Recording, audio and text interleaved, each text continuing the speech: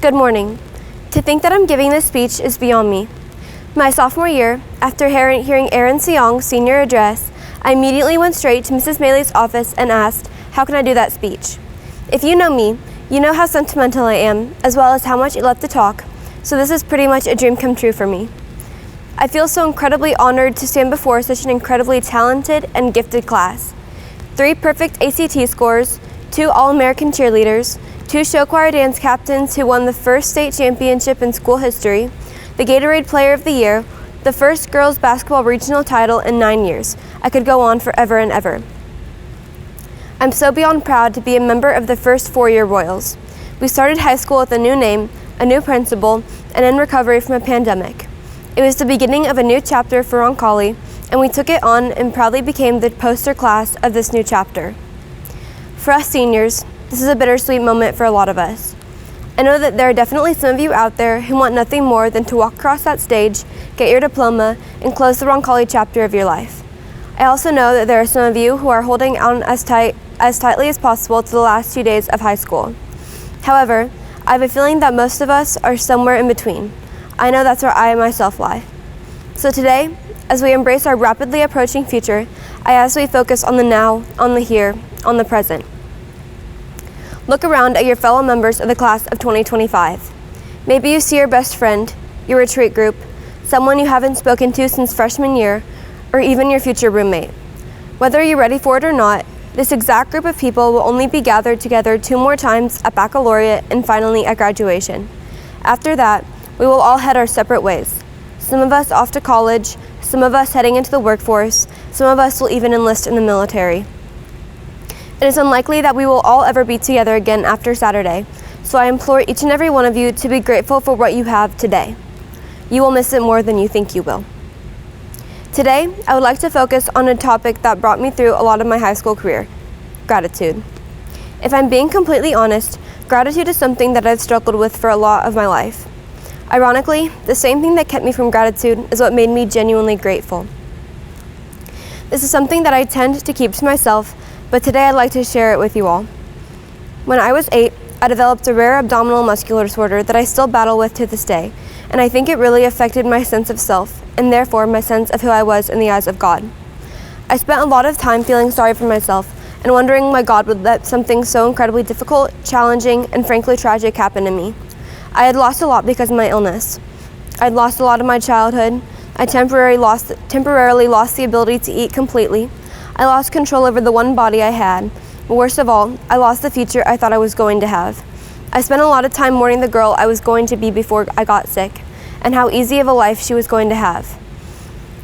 I became jealous of someone who never even existed. And though I tried to deny it, I put a lot of blame on God for not protecting me from all this suffering. I felt hurt and betrayed by Him. And that's when my freshman year started.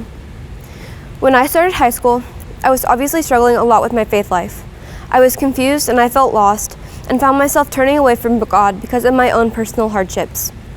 Without my Roncalli experience, I honestly don't think that much would have changed. It didn't change immediately, or even within my freshman year. But even though I didn't notice it at the time, God was planting seeds in every corner of my life. Seeds that would soon sprout into beliefs and ultimately blossom into full faith. God granted me my first seed when I was my sickest at age 14. My great aunt and uncle spiritually enlisted me at the Sacred Grotto of the Lourdes in France, a site known for Marian apparitions to Saint Bernadette and many miraculous healings. For a year, I was a named petition in each Mass celebrated there, and remain in the grotto's intention list for miraculous healings to this day. With complete strangers from all over the world traveling to a sacred place of Marian healing, united in prayer not only for me but countless others like me, the true universality of Catholicism began to make itself known to me. When I was at my very lowest, God sent our Holy Mother to rally an army for me.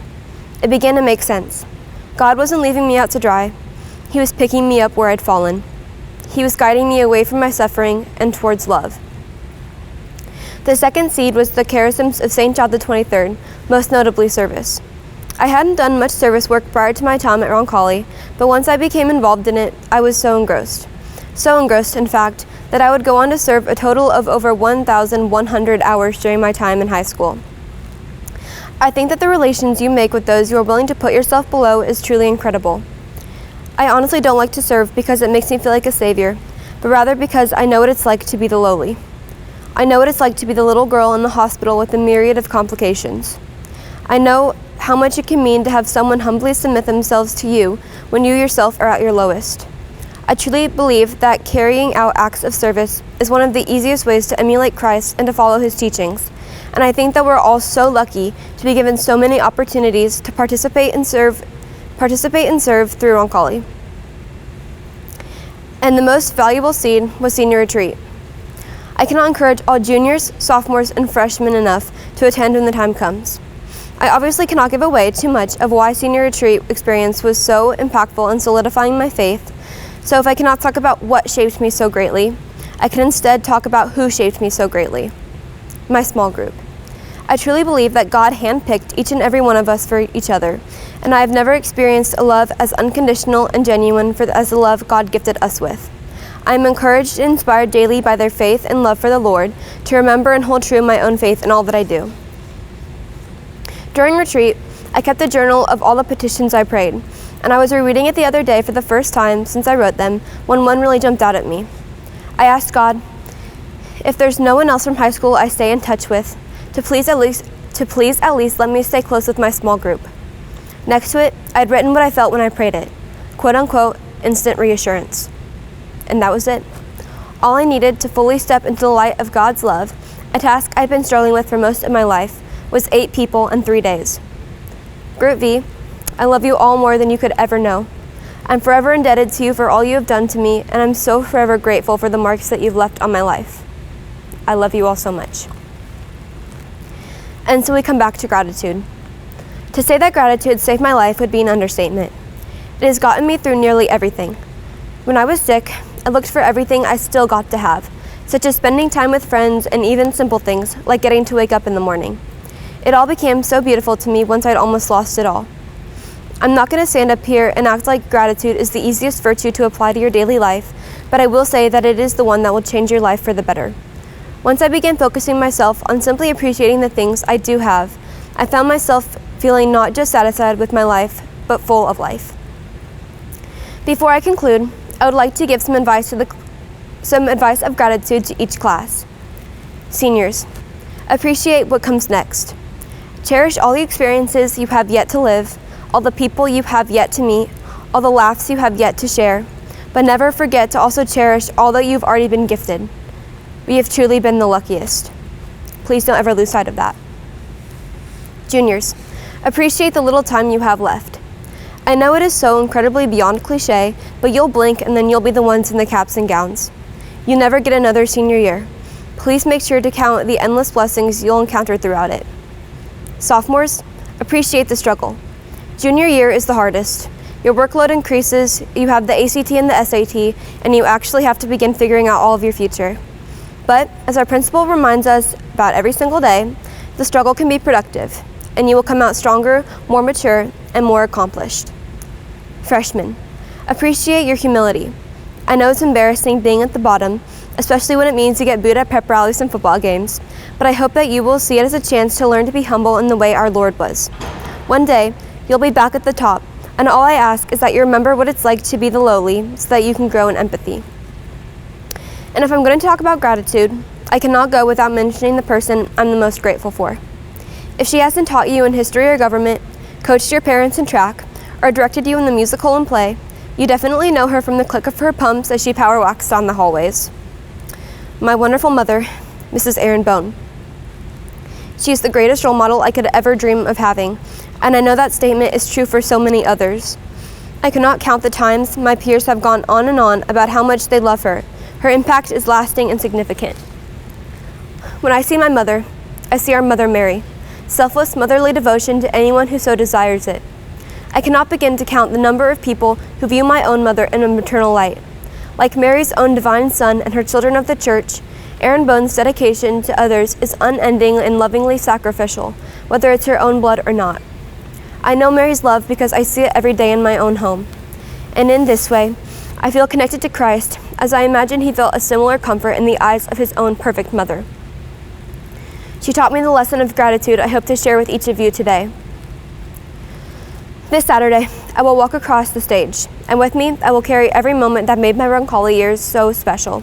Whether it be adoration in the chapel, dying laughing with my bird group in AP Lang, singing the fight song after a football game regardless of if we win or lose, all the girls screaming "Sister" as loud as possible during Lean On Me, or getting to celebrate liturgy together as a school, my past will lead me into my future. The only reason I'm going into nursing next year is because Roncalli led me to my love of service. The only reason I'm so much more confident in my faith is because of Roncalli's incredible senior retreat program. The only reason I'm not only determined but excited to remain close with my faith once I leave my little Catholic bubble is because Roncalli led me back to the Lord. The only reason I am the girl I am today is because I spent the last 4 years at Roncalli. And that's more than I could ever ask for. Thank you.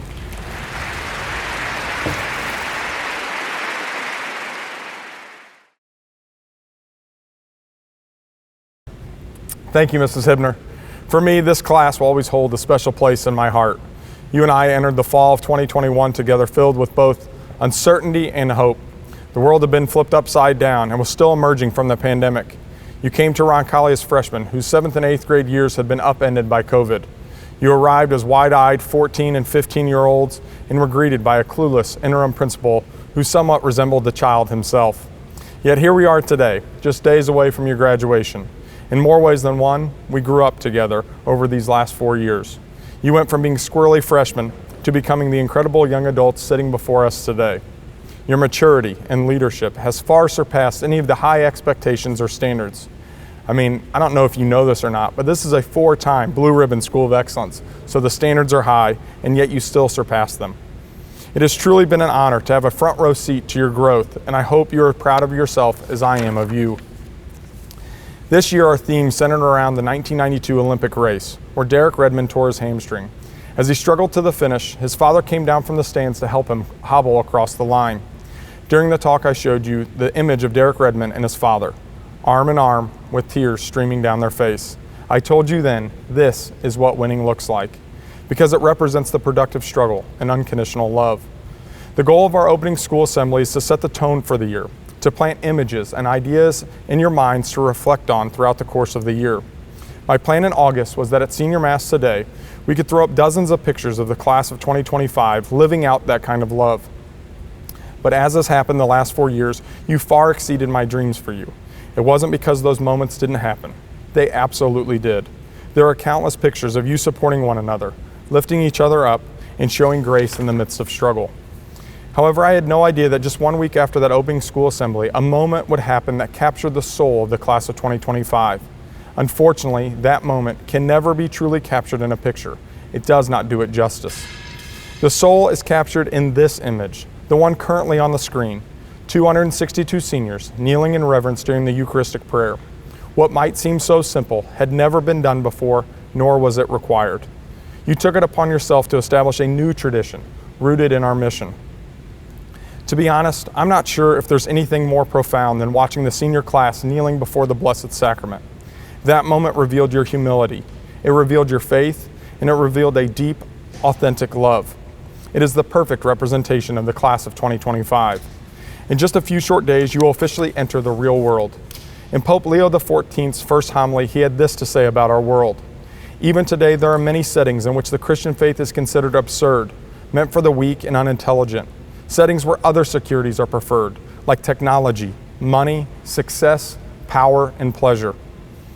I wish I could stand before you and say the world will be just like the last 4 years of high school, where you are required to go to Mass, prayer happens nearly every hour, and everyone sings Lean On Me like that's normal. But life won't be like high school, and honestly, it shouldn't be. I know that in this room, some of you are anxious, or even a little bit afraid. Others are excited and ready for me to stop talking. All of those feelings are valid and completely normal. One of my biggest pet peeves is when the older generations try to trash on the younger generations. We've all heard it before, kids these days, this generation. Well, I have news for those grumpy folks. Watch out. It's this generation that brought light into darkness. It's you, the students in front of us, who have brought hope in the midst of despair. It's this class that brought joy and humor that uplifted us all. It's this class of 2025 we watched take over the student section and start leading well before it was even your time. And it wasn't just about you growing from wide-eyed 15-year-olds into young adults. It was also about the transformation you brought into this school. Time and time again, we watched you fill the Sacred Heart Chapel for morning adoration. We watched you huddle in prayer in the middle of chaotic gyms and packed stadiums. We saw you offer gratitude after standing ovations and sold-out shows. We saw you support one another in the highest of highs and carry each other in the lowest of lows. I even watched you pour out your love and support for a high school principal who wept like a baby during a morning prayer. This list could go on forever, but the point is this: you are ready. You transformed Roncalli, you transformed the lives of our faculty and staff, you transformed me. Now it is time to go transform the world. This would be the perfect place in the speech to offer up a challenge to the class of 2025 as you enter the world. However, the last time I did that, you exceeded my expectations in a week. To avoid making that same mistake again, I want to offer you a daunting reality. You have no excuse. You have no excuse for when you leave Roncalli. You have no excuse for why you cannot do the same thing in the world that you did in our hallways and our classrooms. The excuse of being too young to transform the world ended with the soon-to-be canonization of Carlo Acutis. He combined his love for the Eucharist and his skills for computers. He was only 15. You don't have an excuse because of your age. The excuse of being a simple person ended with the election of Pope Leo XIV. His journey to the chair of St. Peter was not about wealth, power, or fame, but instead about offering a helping hand to those in most need. He was born and raised less than 3 hours from here. You don't have an excuse because of where you are from or the humble life you have lived. Is it ridiculous or unfair that I just compared the class of 2025 to a saint or a pope? Maybe. Probably. Yes, it is. But tough. The only bar that should be set for the class of 2025 is the very highest. In every way, you've exceeded expectations put forward by this school. As you go forward, we expect you to continue to transform the people you meet and the places that you go. Maybe you will or will not be recognized as a saint in the church, but go live a life worthy of sainthood. Maybe you will or will not be recognized as the next leader of the church, but go be a leader of your domestic church. The universal church in the world can seem big and grand. It can seem impossible to impact, but guess what? You already have impacted them during your time as royals. If you stay true to who you are and what we have witnessed, the world is not ready for your fire or spirit. 1 Timothy 4:12 says, "Don't let anyone look down on you because you are young, but set an example for the believers in speech, in conduct, in love, in faith, and in purity." I speak on behalf of the entire faculty and staff when I say thank you for transforming our world, and you are ready to go transform the world. For 4 years, you have been an incredible example of what it means to be a disciple of Jesus Christ. Now it is time to shine that light, that life, that love with the world. Well done, our good and faithful royals.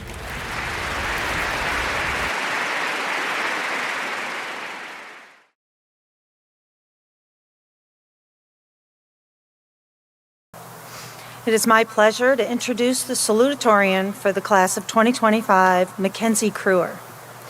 Earning the title of salutatorian signifies exceptional academic achievement and dedication to learning. Mac's consistent high performance and her commitment to excellence demonstrates not only a strong work ethic, but also a passion for learning and a drive for academic success. The following words have been used to describe her: insightful, supportive, encouraging, and exceptional. Noting that her dedication transcends the classroom and she lives the team mentality and works tirelessly to put others before her. High praise and well-deserved recognition. Several of Mac's teachers recognize a singular quality she exhibits: her kindness and support of those around her. Her quiet leadership on and off the court exudes a confidence and charisma that inspires, one teacher notes. And this leadership role she holds with her peers is not only due to her academic ability, but also her inclusion of all of her peers in outstanding kindness. In addition to Mac's leadership and academic accolades, she has proven to be formidable in the athletic arena. She has earned numerous awards, including Academic All-State for volleyball, and she plays on one of the top 5 soccer teams in the nation. St. John the 23rd wrote, "Every believer in the world must be a spark of light." Max Shirley has been that spark through the positive impact she has made on our school community, and she will no doubt continue to be a positive force as she moves beyond our halls. In August, Mac plans to attend Michigan State University to study engineering and continue her soccer career. I am honored to present to you the salutatorian for the class of 2025, Mackenzie Rose Crewer.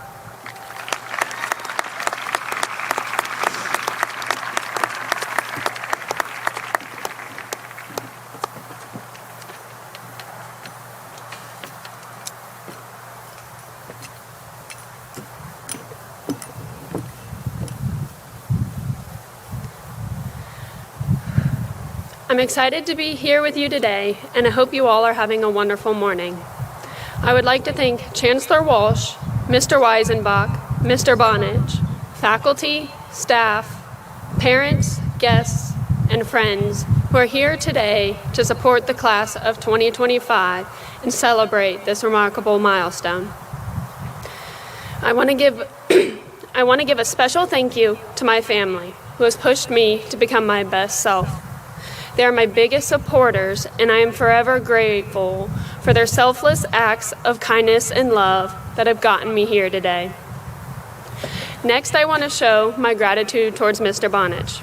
I think it's important to recognize that the class of 2025 has gone through all 4 years of our high school career with Mr. Bonich as principal of Roncalli, and together we have accomplished some pretty amazing things. As you all know, this year, Roncalli has earned the recognition of being a Blue Ribbon School of Excellence, which Mr. Bonich still probably tucks into bed each night. A key phrase that has stuck with me is Mr. Bonich's motto that is said on the announcements each morning, which is to commit to the reductive struggle. I admire this positivity and encouragement to embrace the challenges and view them as opportunities for growth. While Mr. Bonich has many words of wisdom, I cannot say that I agree with his decision to let his son grow up a Michigan Wolverines fan. Michigan State is obviously the superior choice. I also want to thank all of you, teachers, classmates, and friends alike, for these 4 memorable years of high school and for making Roncalli such a hard place to say goodbye to. Now, for those of you who know me, you know that I am someone who's extremely competitive, which has resulted from my dedication to and involvement in athletics. So, I hope that with some of my accomplishments in sports, I am qualified enough to speak about this. From my experience, discipline is always a huge factor in my success. It's the bridge between my goals and what I actually accomplish. As an athlete, you have high aspirations for yourself and your team. In hopes of achieving these goals, you must dedicate yourself to getting better. It is imperative that you work each and every day towards improving yourself and reaching your goals. These accomplishments are not just something that you can work for in one day. It's a process, and a very difficult one at that. Some days are much harder than others, and when things start to get tough, you can see who really wants it, who is willing to put in the work, who will stay disciplined and dedicate themselves to the process. One of my favorite quotes says that excellence is not a singular act, but a habit. You are what you do repeatedly. Your actions become who you are. The decisions you make each and every day either lead you closer to your goals or further away from them. And these decisions start over each day. You aren't going to wake up each day full of motivation to go out and put in the hard work, but it's about having the discipline to do it anyway. Remember your end goal, what you're working towards, and recognize what it's going to take to achieve it. I look out in the crowd today and can see the hard work that each and every one of you have put into these past 4 years. I see the service, honors, thespian cords, and medals hanging around your necks. And even the graduation cap sitting on top of your head is a major accomplishment, and that's something you should be extremely proud of. All of these accolades were not just given. They were earned through dedication, discipline, and commitment. Now, I'd like to take this concept of discipline, one that I think many people tend to associate with sports or athletes, and demonstrate how it applies to each and every one of you. Together for 4 years now, we have been fortunate enough to attend a high school that puts faith at the forefront of everything we do. At Roncalli, we are able to pray before every class, attend morning adorations, senior retreats, and all-school liturgy. As a Roncalli Royal, I am proud to say that I can live out my faith within the walls of my high school, and I hope you can too. But the question now is, what happens to our faith in the next chapter of our lives? I think it's safe to say that almost everyone here desires to have a strong faith life and to strengthen our relationship with God. There are times in our lives where we have those mountaintop moments with our faith and feel that deep connection to God.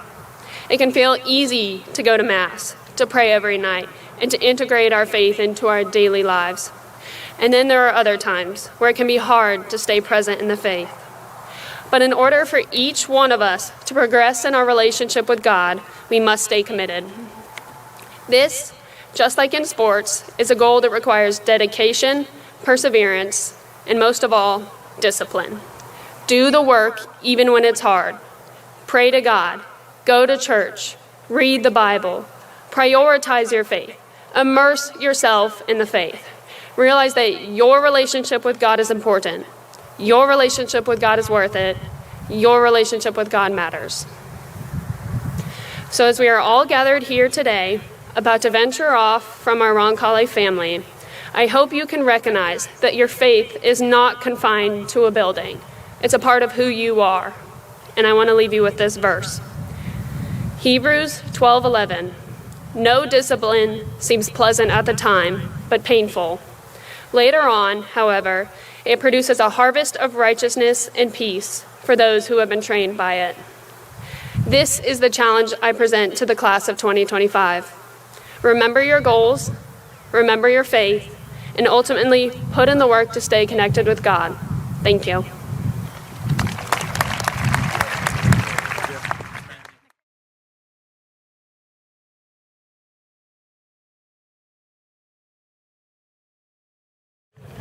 Graduates, you may take your seats.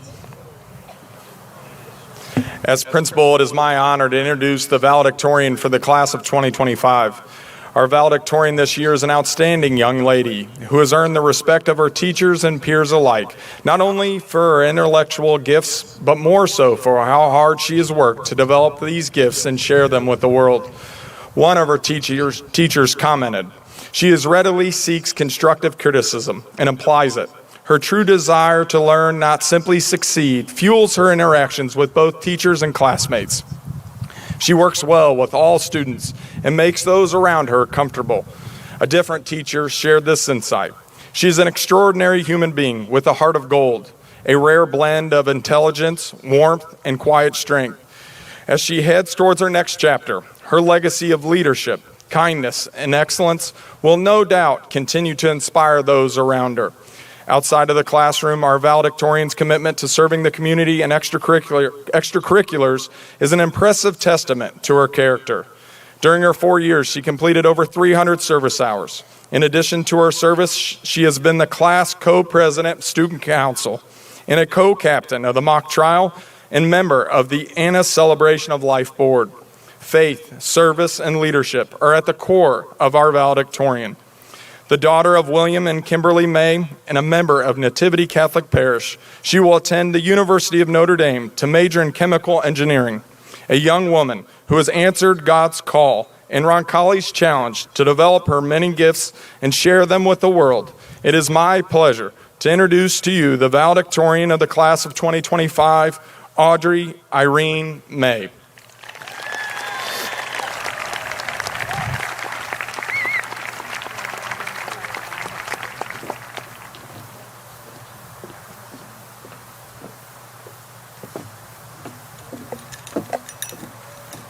Chancellor Walsh, Mr. Weisenbach, Mr. Bonich, faculty, parents, guests, friends, and members of the class of 2025. It is unbelievable that we are here today, our graduation day. When everybody told me that high school moves by too fast, I never believed them until it actually happened. I mean, it feels like freshman year was so recent rather than 4 years ago. Now, we are seniors, grown, ready for college, ready for independence, but still kind of afraid of Mr. Chrisman. But we have persevered through all of the difficult tests, intense sports games, large theater productions, and many more individual challenges. For me personally, I would not be here today without the immense support from my family. Their support truly means the world to me, and I truly believe that that is the reason I stand here today. And I thank my grandparents for supporting my pursuit of a Catholic education. They have given me everything. And I'd like to thank my best friends for showing me what genuine friendship means. I truly believe that is the reason why I'm the woman I am today. As some of you may know, I have a twin sister. We have spent our entire lives getting mixed up. People often call me Teresa, and I answer to this because it's easier than just correcting people. But the question I've always asked is, who am I without my twin? I have grown up with a best friend perpetually by my side. Even in situations where I would have loved to be alone, she was there. The truth is, I don't know how to live my life without her. This may seem like a niche experience that only 3 other sets of twins in our class can relate to, but it's not. Many of you have grown up with the same people who sit beside you now. You write timed essays with the same people you learn the ABCs with, and you take calculus with the same people you learn to count with. So some of you may be thinking, just like I am with my twin, who am I without Roncalli? Or who am I without the people I have grown up with? Many of us have been together since kindergarten and have not experienced life without each other, but from now on, we will. It may seem daunting to leave everyone we know, the people we have grown up with, the people closest to us. I know for me, it's terrifying leaving the familiarity of high school, of leaving the same faces I pass by every day in the halls, and leaving the routine I've spent the last 4 years creating. We'll never see Mr. Milroy wearing his famous bow ties, the smell of Mrs. McGill's candles, or Mr. Grimes in his lab coat. But your identity is not defined by the people you have grown up with. It's not defined by what sport you play, or who you sit by at lunch, or even when you got out in Senior Assassin. Just like my identity is not defined by the fact I am up here giving the speech. In all honesty, after we walk across the stage today, no one will care who you were in high school. No one is going to ask about your popularity or what you got on your ACT. Just like a random person will not come up to me on the street and wonder if I was a valedictorian. The only thing that will matter is how you have grown throughout your time at Roncalli. Identity ties to how we want others to perceive us. For me, I have always been fixated on how people view me. I remember sitting in class one day and someone said, "Audrey, I bet that you've never sat in Mr. Chrisman's office." And that's true. I care so much that the only time a teacher yelled at me was for cutting in the lunch line. I want people to think of me as intelligent, compassionate, and kind. I strive for high academic excellence because I want people to view me positively. This is similar for all of us. As freshmen, we were fixated on making friends and fitting into a new environment. As sophomores, we were focused on moving up the social ladder and finding new groups of people. As juniors, we were overwhelmed with classes and preparing for our time after high school. And finally, as seniors, we were obsessed with making our final moments together the best yet. But these fixations do not define us as people. These moments will eventually become distant memories if we even remember them at all. But the lessons we have learned will never fade. We have learned to always walk on the right side of the hallway, but also how to properly manage our time. We have learned to get to lunch early on Crispito days, but most importantly, we have learned to overcome adversity through our relationship with God. Although we are not defined by our high school identity, We are defined by how we respond to adversity, and we will never forget that. Identity and change are deeply intertwined. One of my favorite songs is Vienna by Billy Joel because many of the lyrics speak to me. I know it was played on many of the senior retreats, and many of my classmates resonate with it, so I thought it was very fitting to include. There's a lyric that says, "Slow down, you crazy child, you're so ambitious for a juvenile. But then if you're so smart, tell me why are you still so afraid?" We feel this so much because we are afraid. Afraid of change, afraid of leaving, afraid of becoming someone new. Like the song Landslide by Fleetwood Mac says, "Well, I've been afraid of changing, 'cause I built my life around you." We've built our lives around Roncalli, around this place, around these people. But from now on, we are going to grow into new people and build our lives away from Roncalli. It's terrifying but exciting, and I'm so excited to see the amazing people our class will become. This is the last time all of us will be in the same place together as a class of 2025. But that's not a bad thing. Change is not inherently bad. It is something that I have struggled with for a long time because I dislike the idea of my entire life changing. I dislike the idea of never talking to people again or never laughing at a classmate's jokes ever again. Although I still struggle with my life changing, I have recently discovered that change is not unfavorable. People will come and go in your life, and that is not disadvantageous. It is favorable. Change fosters growth, and as we grow, we become who we are truly meant to be. We have learned so much from each other and must carry that into our lives. We are constantly growing into the men and women God created us to be, so it's okay to outgrow someone. Friends will come and go, and that's okay. It's life. 2 Corinthians 5:17 says, "The old has gone, the new is present." So with that, we must look to our futures and not fixate on who we were in high school. From now on, a new and exciting chapter of our life begins, and that is exciting. Even though change can be good, it doesn't mean that you should never talk to another person from the class of 2025 again. So look at the people sitting around you right now. Don't forget them. You may have never spoken to them. Maybe you're not in the same social group, but never forget the lessons you have learned from being in the same class as them. It's okay to lose touch with people in your life, but never forget what you have learned from them. Change and identity are deeply intertwined. Our identities are not static. They evolve as we enter new stages in our lives and grow into the people God created us to be. Change can be a catalyst for the discovery of who we are truly meant to be. Thank you, Roncalli, for being the best stage of my life so far. But now, class of 2025, it's time to grow into a new and beautiful stage of our lives. Thank you. Very well done.